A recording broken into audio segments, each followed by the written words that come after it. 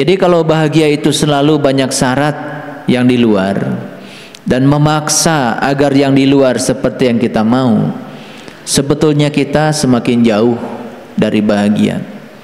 Kita hanya menjadi seorang penunggu dari kebahagiaan itu. Oleh karena itu maka uswatun hasanah yang diajarkan oleh para utusan itu pasti sesuatu yang dapat dilakukan oleh pengikutnya. Jadi orang yang beriman sungguhan itu bisa jadi cuman 1%. Yang ngaku beriman tentu saja banyak. Saya tidak cerita orang yang mengaku beriman, tapi saya cerita orang yang beriman. Iman yang ilmu yakin, ainul yakin, hakul yakin, bahkan isbat al yakin. Iman yang sungguhan. Nah dari sejuta deh. Saya tanya tadi, sadar nggak sedang duduk? Sadar. Sadar nggak kenapa bisa duduk?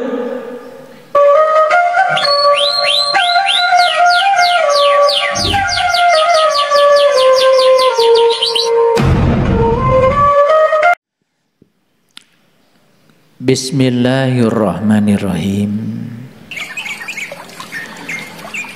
Assalamualaikum warahmatullahi wabarakatuh.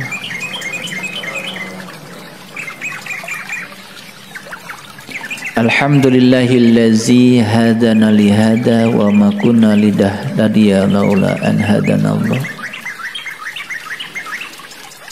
Asyhadu an la ilaha illallah wahdahu la syarikalah wa asyhadu anna Muhammadan abduhu wa rasuluh sallallahu alaihi wasallam la nabiyya ba'da. Subhanaka la ilma lana illa ma 'allamtana innaka antal alimul hakim. Subhanaka Allahumma rabbana wa bihamdika asyhadu an la ilaha illa anta astaghfiruka wa atubu ilaik. Astagfirullahaladzim. Astagfirullahaladzim. Astagfirullahaladzim. Allazi la ilaha illa huwal hayyul qayyum wa atubu ilaik. Min jami'il ma'asi wa dhunub. La haula wa la quwata illa billahil aliyil azim.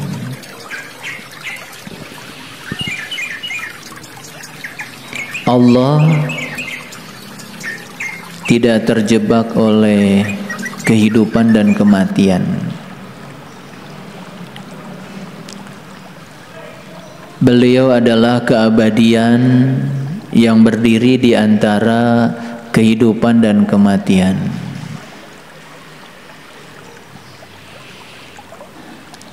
Ruh yang ditiupkan Allah ke dalam diri kita, yaitu ruhku, yang menjadi jantung kehidupan semesta bagi kita, adalah bagian dari dirinya. Jadi kalau Allah itu adalah sang keabadian yang tidak terjebak oleh kehidupan dan kematian, berarti sesungguhnya ruhku yang ditiupkan Allah ke dalam diri setiap manusia pun sebetulnya adalah keabadian.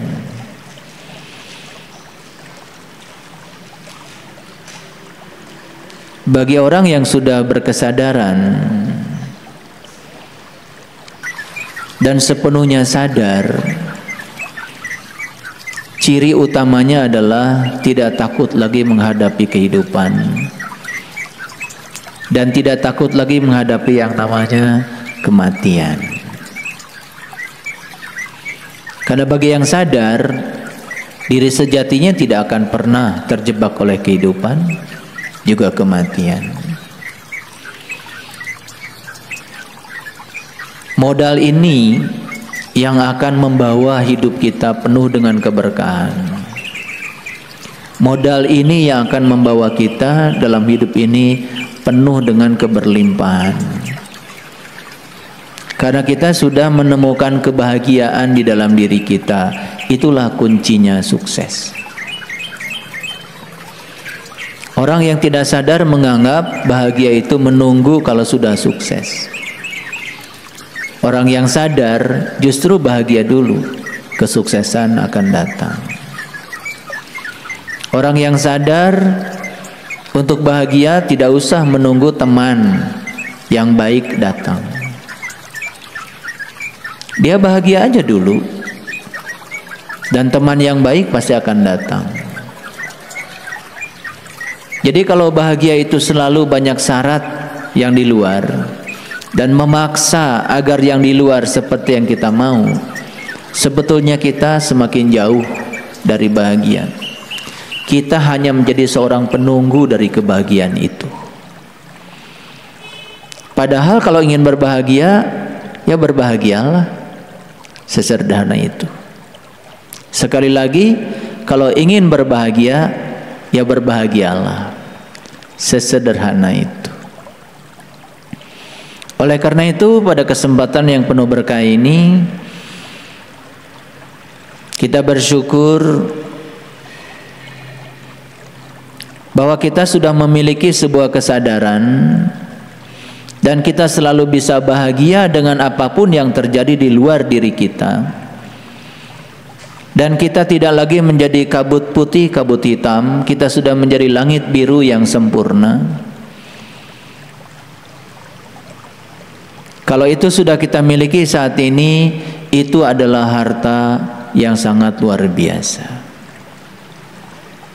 yang tidak dimiliki oleh banyak orang.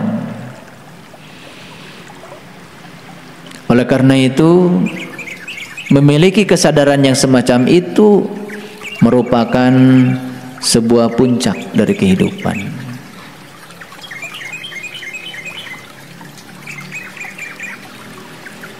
Pada hari ini saya akan menyampaikan beberapa indikator bagaimana cara mengukur keberhasilan hidup kita. Dan setiap indikator dicatat dengan baik.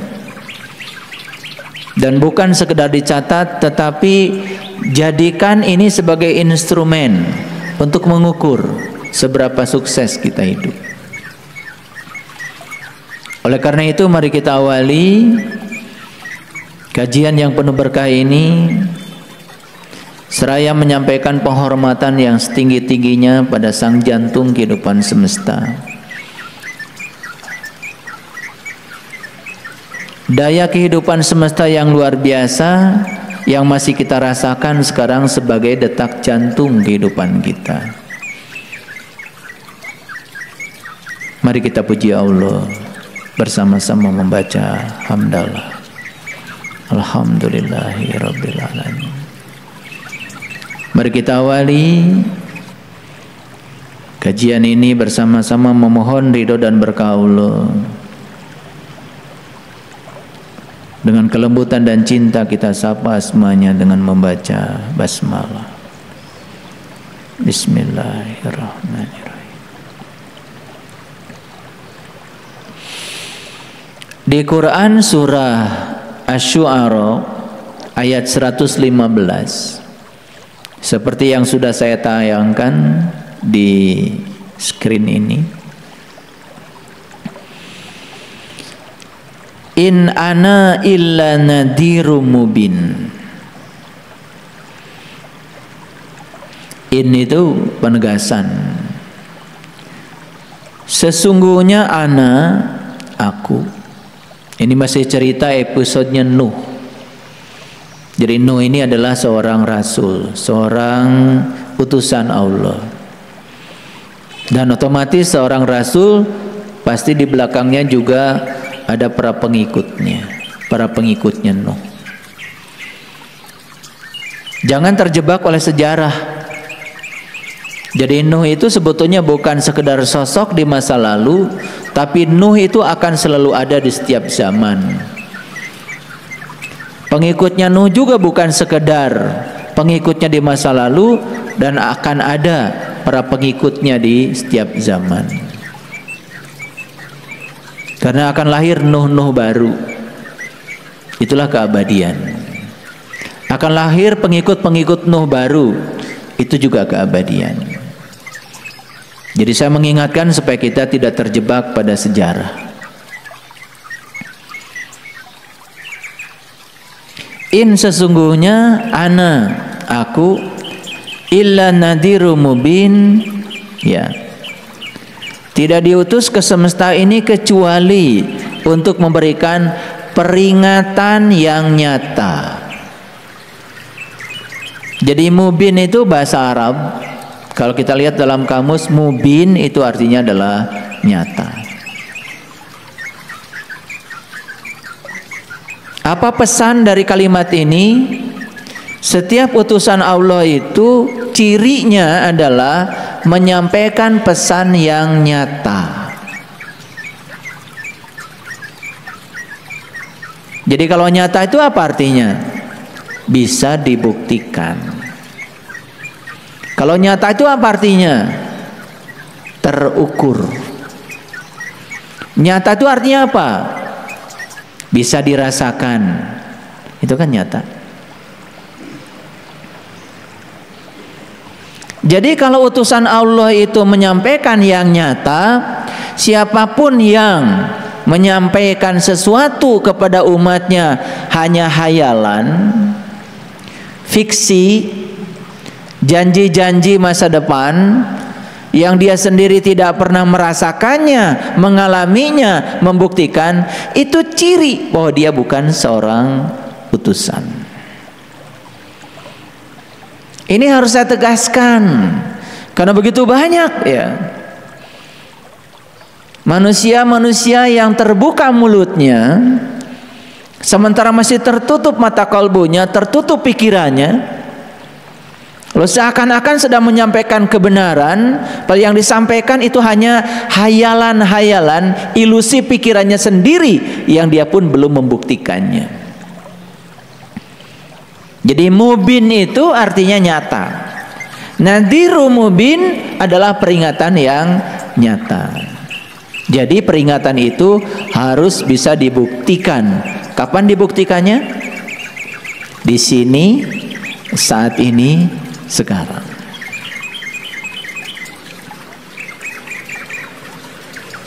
Jadi kalau tidak bisa dibuktikan saat ini, di sini, sekarang, itu tidak patut untuk diikuti. Bisa dipahami? Baik.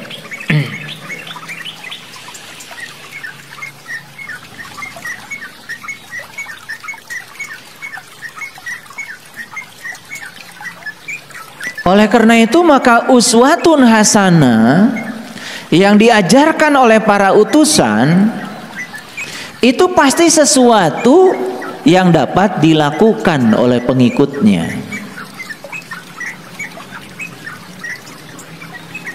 Jadi ada satu dialog yang sangat cerdas di Quran surat Al-Baqarah antara Nabi Musa dengan pengikutnya. Jadi saat itu Nabi Musa menginstruksikan supaya para pengikutnya itu iman kepada Allah, Tuhannya Musa. Dengan daya kritisnya, pengikutnya Musa tidak langsung mengatakan yes, kami mengimani Allah, Tuhanmu Musa. Tidak. Di ayat itu ada dialog yang mengatakan kepada Musa, bagaimana aku bisa beriman pada Allah Tuhanmu Musa kalau aku belum bisa melihat Allah Tuhanmu itu dengan jelas. Itu diabadikan di Quran surat Al-Baqarah. Ini daya kritis yang sangat luar biasa yang sudah dilupakan oleh kebanyakan umat. Jadi ketika dia disuruh mengimani Allah Tuhannya Musa, umatnya Musa mengatakan, bagaimana aku bisa iman sama Allah Tuhanmu Musa kalau aku belum melihatnya dengan jelas. Itu sebuah keinginan yang luar biasa dari pengikutnya Musa, dan keinginan itu kemudian dikabulkan oleh Allah. Dan di ayat itu dikatakan tsumma ba'asnakum mim ba'di mautikum la'allakum tashkurun.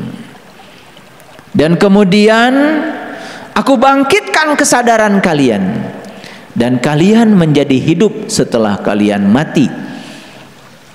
Dan semoga kalian menjadi orang-orang yang tashkurun, orang-orang yang terbuka. Jadi syukur itu arti yang sebenarnya adalah terbuka. Syukur itu kebalikan dari kata kufur. Kufur itu artinya adalah tertutup. Jadi kufur itu bukan ingkar. Mencari orang yang mengingkari Allah sulit. Tetapi mencari orang yang tertutup penglihatannya kepada Allah banyak. Jadi jangan heran kalau di Quran dikatakan orang yang bersyukur itu jumlahnya sangat sedikit. Qalilam ma tashkurun. Qalil dalam bahasa Arab itu artinya 1%. Sedangkan kasir dalam bahasa Arab artinya 99%. Jadi qalil itu cuma 1%. Sedangkan kasir 99%. Jadi kalau Quran mengatakan qalilam ma tashkurun, yang bersyukur itu cuma 1%, berarti yang terbuka. Yang terbuka. Yang sudah terbelah langit rohaninya sehingga dia bisa menyaksikan sejati dirinya, itu sebetulnya cuman 1%. Jadi orang yang beriman sungguhan itu bisa jadi cuman 1%. Yang ngaku beriman tentu saja banyak. Saya tidak cerita orang yang mengaku beriman, tapi saya cerita orang yang beriman.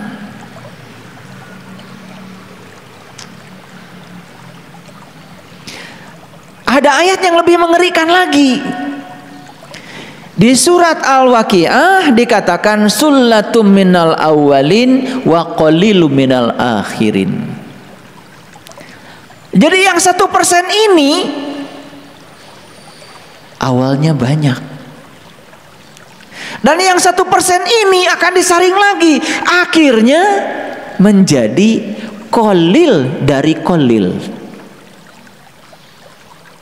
Paham ya? Supaya gampang pakai matematik deh.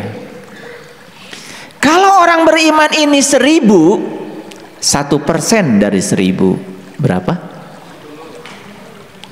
10. Nah yang 10 ini akan disaring lagi. Sullatu minal awalin, awalnya 10, wa qalilu minal akhirin. Qalil akhirnya hanya sisa 1% lagi dari 1%. Jadi kalau 1000, 1%-nya 10, 1% dari 10, 0,1. Satu aja enggak. Ini dari 1000 nih. Makanya angkanya kita ngitungnya dari 1 juta aja deh.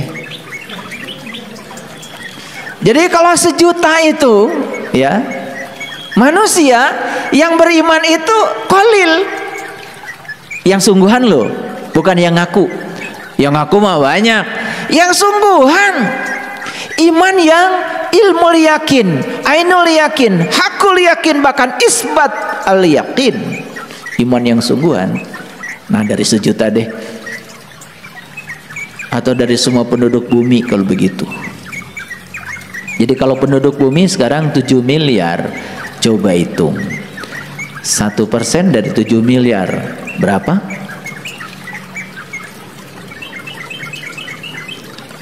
7 juta. Oh jangan salah nih matematik. Nah sekarang 1% lagi dari 7 juta berapa?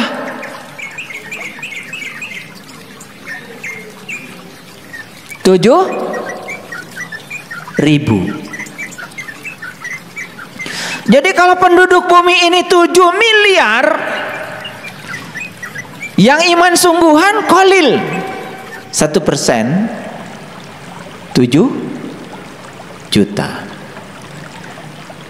1% lagi dari 7 juta, 7.000. Ayo, gimana cara masuk yang 7.000?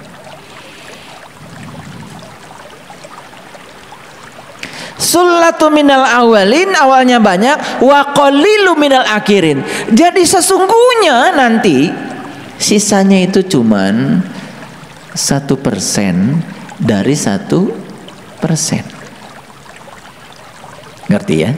Matematika biasa, nggak usah pusing kayak gini.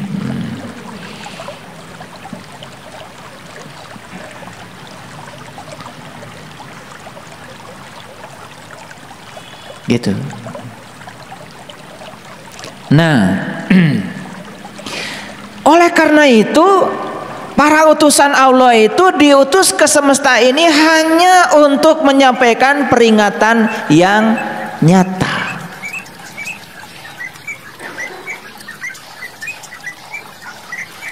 Contoh sederhana.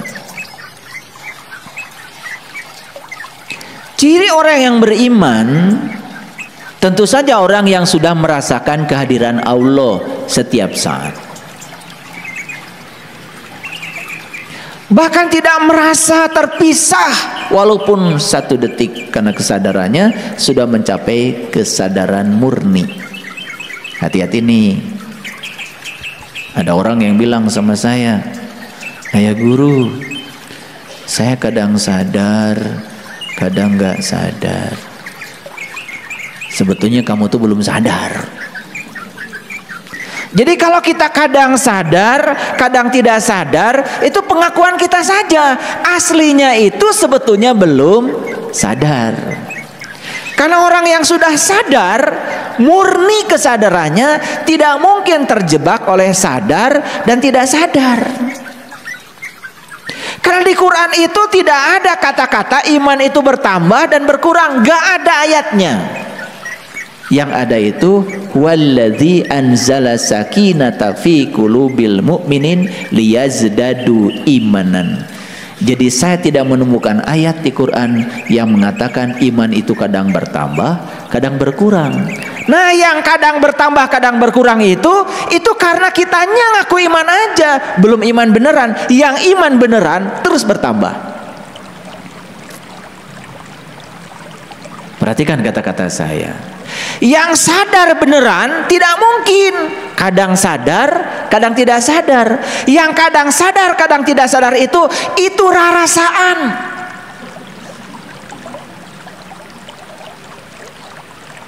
Rarasaan teh sadar, nanti rarasaan teh sadar, padahal aslinya sebetulnya belum sadar.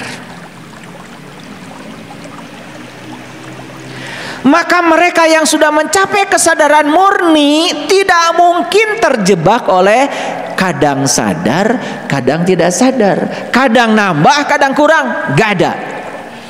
Yang imannya suka kadang nambah, kadang kurang, itu karena rarasaan teh geus iman. Paham ya? Awas, ini jangan sampai kecele ya.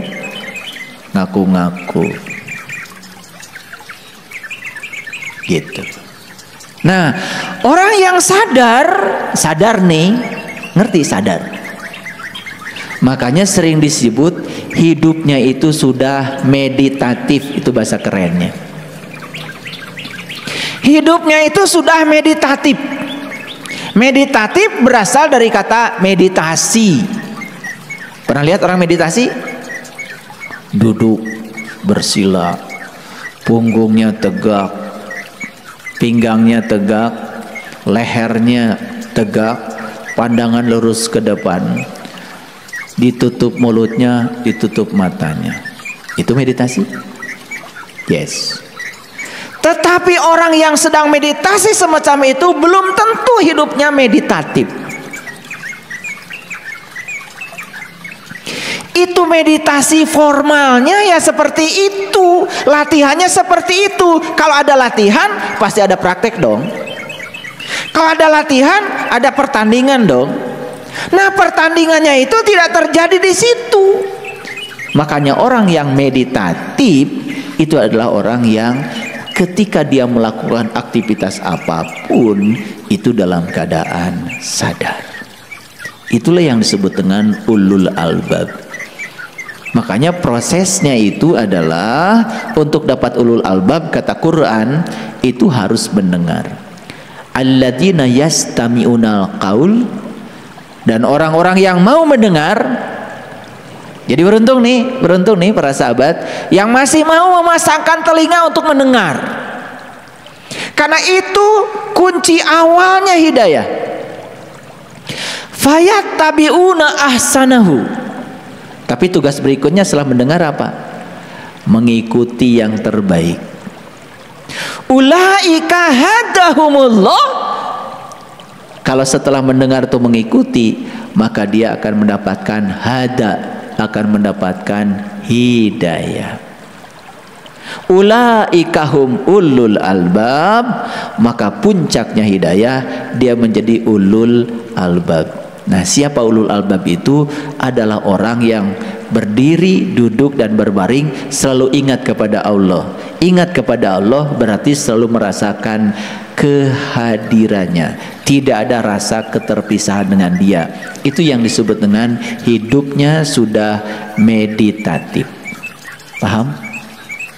Oke, sekarang saya mau nanya nih. Nih kalian duduknya meditatif nggak? Ya disebut meditatif kalau sadar sedang duduk. Sadar nggak sekarang sedang duduk? Nah, itu meditatif.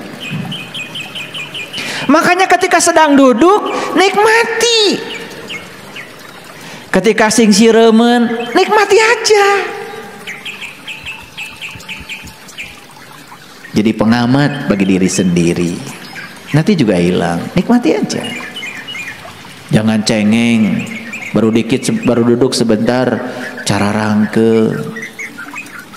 Sadari aja. Ketika cangkel, jadi pengamat saja. Itu namanya duduknya meditatif. Sekali lagi, sadar nggak sekarang sedang duduk? Nah, itu namanya meditatif.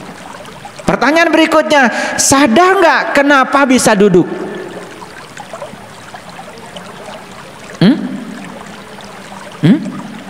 Kehadiran Allah.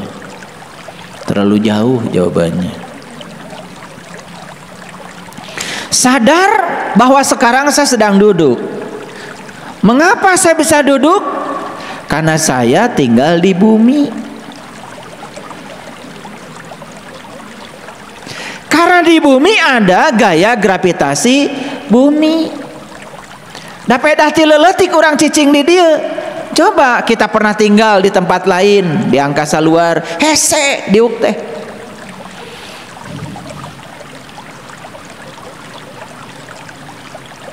Kita sekarang masukkan kopi, nyeduh kopi, ngambil air panas, kocek-kocek, geluk. Seorang astronot di luar angkasa hayang kopi harus menciptakan dulu namanya gelas anti gravitasi. Kopi nanti lelempangan.